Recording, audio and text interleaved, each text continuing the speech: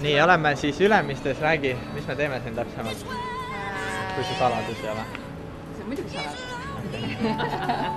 Me filmime maailma kõige ägedama tiimiga väga põnevat asja.